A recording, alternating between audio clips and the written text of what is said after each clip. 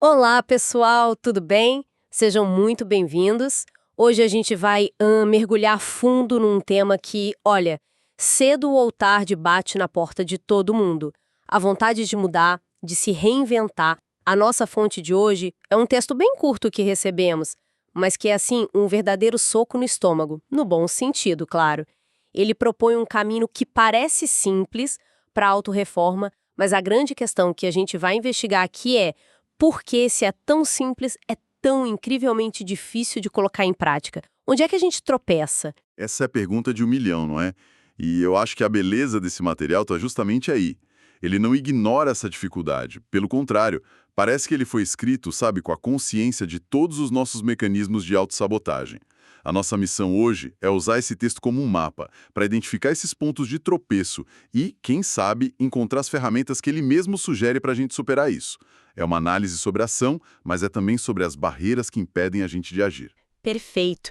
E a primeira barreira que ele ataca, assim, de frente, é a inércia. A primeira frase já chega sem pedir licença. Resolva seu problema que te causa pensamentos que não se conduzam à sua proposta de mudanças. Não tem como ser mais direto que isso. Ele está dizendo: para de dar voltas, o ponto de partida é esse problema central que você já sabe qual é. Exato. E logo depois já vem a ordem. Nunca deixe para amanhã o que pode fazer agora. Mas comece já. Psicologicamente, isso ataca o que a gente chama de energia de ativação. Pensa num foguete. A maior parte do combustível é gasta nos primeiros segundos, só para sair do chão. Com a gente é a mesma coisa. O passo mais difícil de qualquer jornada é o primeiro. A procrastinação é essencialmente o medo dessa energia de ativação. Mas essa pressão do comércio já, ela não pode ter o efeito contrário? Eu fico pensando, sabe, que às vezes o tamanho do problema é tão grande que essa urgência acaba paralisando. A pessoa olha para aquela montanha que precisa escalar e pensa: nossa, eu não consigo nem dar o primeiro passo. E aí não faz nada. Ótimo ponto. É o paradoxo da sobrecarga. E é aí que o texto mostra a inteligência dele. Ele te empurra para a ação, mas logo em seguida te dá um bote salva-vidas. Ele diz assim: de certo você não há de resolvê-lo do dia para a noite, nem rapidamente como deseja. Ou, assim, numa linguagem mais nossa: calma, ninguém vai resolver isso de uma hora para outra. Isso é crucial. A urgência não é para terminar a tarefa, é para romper a inércia. É sobre dar o primeiro passo, por menor e mais imperfeito que ele seja. Entendi. Então não é resolva tudo agora, é faça alguma coisa agora. E isso se conecta com a próxima ideia, que é a de cultivar a disciplina nos pequenos gestos. Me lembra muito aquele conceito de hábitos atômicos, sabe? Do James Clear. A ideia de que a mudança não vem de uma grande explosão de motivação, mas sim de melhorias de 1%, todos os dias. É exatamente essa a filosofia. O texto sugere uma mudança de foco. Em vez de ficar olhando para o resultado final, perder 20 quilos ou escrever um livro, o foco vai para o sistema, para o processo. Cultivar a disciplina constante significa criar um sistema de pequenas vitórias. Se o objetivo é escrever um livro, a meta do dia não é escrever um capítulo, é escrever 100 palavras. Se o objetivo é ficar em forma, a meta não é correr 5 quilômetros, mas colocar o tênis e sair de casa por 10 minutos. Essas ações são tão pequenas que é quase impossível o cérebro criar uma desculpa para não fazer. E a soma desses pequenos gestos que, com o tempo, constrói o resultado e, mais importante, uma nova identidade. Sabe, essa parte sobre começar agora e manter a disciplina com pequenos hábitos faz todo sentido. É algo que a gente até ouve bastante, mas o que realmente me pegou de surpresa no texto foi a forma como ele lida com o fracasso. A maioria dos discursos motivacionais meio que ignora essa parte ou trata como algo a ser evitado a todo custo. Aqui, não. O fracasso é colocado no centro da discussão. Sim, e de uma forma muito honesta, muito libertadora. A frase é: e se cair de novo, não desanime. Saiba recomeçar quantas vezes for preciso. Isso é um antídoto poderoso contra o perfeccionismo que sabota a gente. Muitos de nós operamos numa lógica de tudo ou nada. Se a dieta foi quebrada na segunda-feira, a gente pensa: já era, só começo de novo no mês que vem. O texto propõe uma lógica de recomeço imediato. Caiu? Levante-se agora. Não amanhã, não na semana que vem. Nossa, isso me lembra muito aquela ideia da psicóloga Carol Dweck, a mentalidade de crescimento, sabe? A ideia de que uma falha não é um veredito sobre quem você é, que seria a mentalidade fixa, mas sim uma informação, um dado sobre o que precisa ser ajustado. Perfeitamente. A mentalidade fixa diz, eu falhei, portanto eu sou um fracasso. A de crescimento diz, isso não funcionou. O que eu posso aprender com isso para tentar de novo? O texto está nos convidando a adotar essa segunda visão. A verdadeira força não está em nunca cair, mas em diminuir o tempo que se passa no chão. Resiliência não é uma armadura que te impede de cair. É a mola que te impulsiona para cima cada vez que você cai. E essa mola se fortalece a cada recomeço. E para fortalecer essa mola, essa capacidade de se levantar, o texto introduz uma ferramenta que, assim, à primeira vista parece até meio deslocada. Ele sugere buscar na literatura um passatempo. Mas aí vem a metáfora. Ele diz que a leitura alimenta a alma e ajuda o cérebro a jogar para o seu físico as proteínas que seu corpo tem necessidade. Peraí, ele está realmente sugerindo que ler um livro pode ter um efeito físico, como se fosse um suplemento. Isso soa quase, sei lá, esotérico.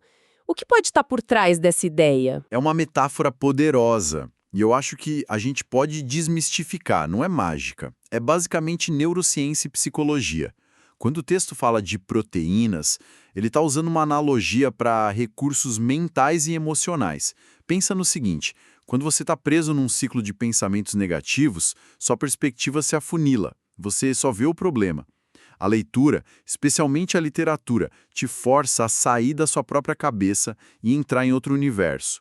Ver o mundo pelos olhos de outra pessoa, enfrentar problemas e soluções que não são os seus. É como abrir uma janela num quarto que está abafado. Exatamente. Isso por si só já quebra o padrão de ruminação. Além disso, o ato de ler de forma focada e pausada, como o texto sugere, é uma forma de meditação. Ele acalma o sistema nervoso, pode reduzir os níveis de cortisol, o hormônio do estresse, e te coloca num estado mental mais propenso à reflexão, à criatividade. As proteínas são as novas ideias, as novas perspectivas, a calma emocional, a distância do problema que a leitura proporciona. São os nutrientes que te dão a força mental para olhar para a sua queda e pensar, ok, como eu me levanto daqui, em vez de eu sou um fracasso. É um reabastecimento estratégico para a mente. Faz todo sentido, então. Já entendemos que é preciso começar agora, mas com passos pequenos, que as quedas são parte do jogo e que a gente precisa se nutrir mentalmente para ter forças para levantar. Tudo isso parece ser sustentado por uma expressão que o texto usa como pilar central. A proposta de mudança precisa metrar com coragem. Vamos desconstruir isso porque não é uma expressão que a gente ouve todo dia. É o coração do texto, sem dúvida. Vamos quebrar em duas partes. Metrar, obviamente, vem de meta. É a parte racional, o planejamento. É saber para onde você está indo. É ter clareza sobre o objetivo. Sem uma meta, qualquer esforço é só movimento sem direção. Mas a segunda parte, com coragem, é o combustível emocional. E a origem da palavra coragem é linda. Vem do latim coraticum, que significa basicamente agir com o coração. Agir com o coração. Mas o que isso significa na prática? Porque coragem muitas vezes é confundida com ausência de medo, com ser um super-herói. E essa é a distinção mais importante que o texto nos ajuda a fazer. Coragem não é a ausência de medo. Se não há medo, não é preciso coragem. A coragem é a decisão de agir apesar do medo. É como aprender a nadar. A coragem não é não ter medo da água, é pular na piscina mesmo sentindo aquele frio na barriga. O medo está lá, você o reconhece, mas ele não está no comando.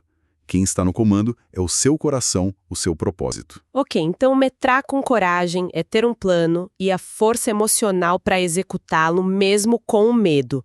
Como isso se aplica no dia a dia? O texto fala em ação com o coração. Isso seria, por exemplo, finalmente ter aquela conversa difícil com o chefe, mesmo com medo da reação dele, ou se matricular naquele curso que te assusta um pouco. Exatamente esses são os exemplos. É alinhar suas ações com seus valores mais profundos, mesmo que isso te tire da zona de conforto. E isso nos leva ao ponto seguinte, que é viver com o peito aberto. Eu gosto dessa imagem. É sobre encarar o desconhecido com a alma inteira. Me lembra muito o trabalho da Brené Brown sobre vulnerabilidade. Ela argumenta que vulnerabilidade não é fraqueza, mas sim o nosso medidor mais preciso de coragem. Viver de peito aberto é se permitir ser visto. É apresentar uma ideia nova sabendo que ela pode ser rejeitada. É se abrir para um relacionamento sabendo que você pode se machucar. É aí que a vida acontece. Mas aí surgiu uma dúvida. Existe um perigo em agir só com o coração? Essa abordagem não pode levar a decisões impulsivas, impensadas, que mais atrapalham do que ajudam? Ponto excelente. E é por isso que a expressão é tão genial. Não é só agir com coragem, é metrar com coragem. O metrar é o antídoto contra a impulsividade. É a parte que te diz, ok, seu coração quer ir para lá, ótimo. Agora vamos traçar um mapa. Quais são os pequenos passos? Quais são os possíveis obstáculos? Como vamos nos preparar? É a fusão perfeita entre a paixão que te impulsiona e o plano que te guia. Um sem o outro é incompleto. Paixão sem plano é caos. Plano sem paixão é um motor sem combustível. Entendi. É a estratégia unida ao espírito. E os últimos pontos, definir e perseguir metas, e persistência e superação, parecem ser a consequência natural dessa união, né? A coragem te dá a ousadia de sonhar grande e o metrar te dá as ferramentas para perseguir esse sonho. E se cria um ciclo virtuoso. O texto diz que a coragem é o motor. Cada vez que você age apesar do medo, por menor que seja a ação, você não apenas avança em direção à meta, mas também fortalece o seu músculo da coragem. A autoconfiança não é algo que você espera ter para começar a agir. A autoconfiança é o resultado da ação. Você age, prova a si mesmo que é capaz e essa prova te dá confiança e coragem para o próximo passo. A ação alimenta a coragem, que por sua vez alimenta mais ação. Uau! Olhando para trás agora, o caminho fica muito mais claro. A proposta de autorreforma, que parecia simples no começo, na verdade é um sistema bem sofisticado.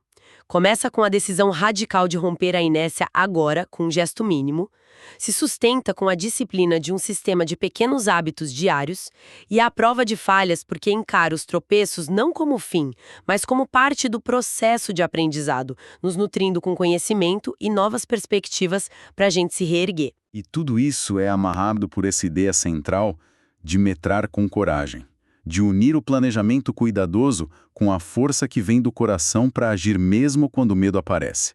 Não é um manual de pense positivo, sabe? Mas sim um guia prático para agir de forma inteligente e resiliente diante das dificuldades que inevitavelmente surgem em qualquer processo de mudança significativa. É uma abordagem que honra tanto a nossa capacidade de sonhar quanto a nossa fragilidade humana. Perfeito. É uma visão ao mesmo tempo pragmática e profundamente humana. E, para encerrar, voltando àquela metáfora poderosa de que a leitura fornece proteínas para o corpo, talvez a gente possa estender essa reflexão. Se tudo que a gente consome, livros, conversas, notícias, redes sociais, é o nosso alimento intelectual, fica uma pergunta no ar.